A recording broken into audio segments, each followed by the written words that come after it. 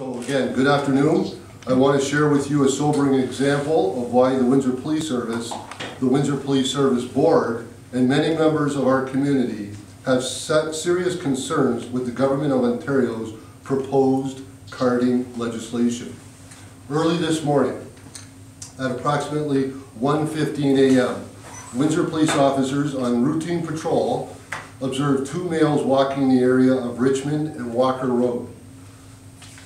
They were walking in a residential area and appeared suspicious to the officers. Officers approached the males to speak with them. The males told police they were heading to Max Milk. One of them began acting very nervously by reaching into his sweater pocket several times, despite being asked to keep his hands visible for officer safety reasons.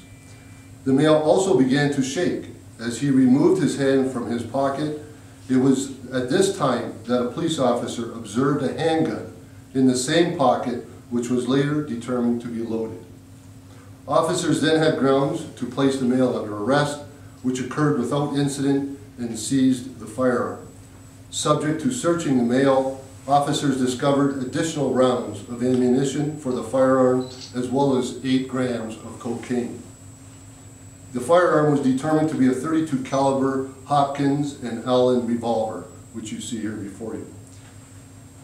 Charged is Omar Mohammed, 21 years of age, of London, Ontario, charged with the following offenses: possession of cocaine for the purpose of trafficking, carrying a concealed firearm, possession of a firearm while prohibited, possession of ammunition while prohibited, and careless storage of a firearm.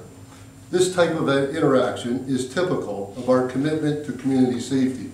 This is the anatomy of a street check.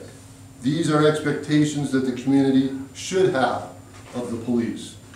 These two officers removed a loaded firearm from the street. Our officers are acutely aware of the violence and devastation associated to guns and drugs in our community. We have witnessed the tragic consequences of gun violence in our community.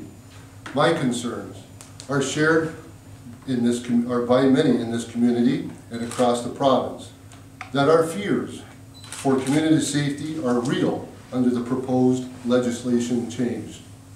Under proposed government legislation, our initial contact with these males would have been, you don't have to talk to us if you don't want to, and you can leave at any time. I ask our community, do you honestly think the result in this situation would have been the same?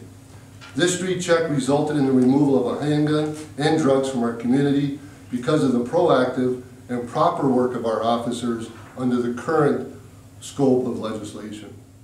This is an example.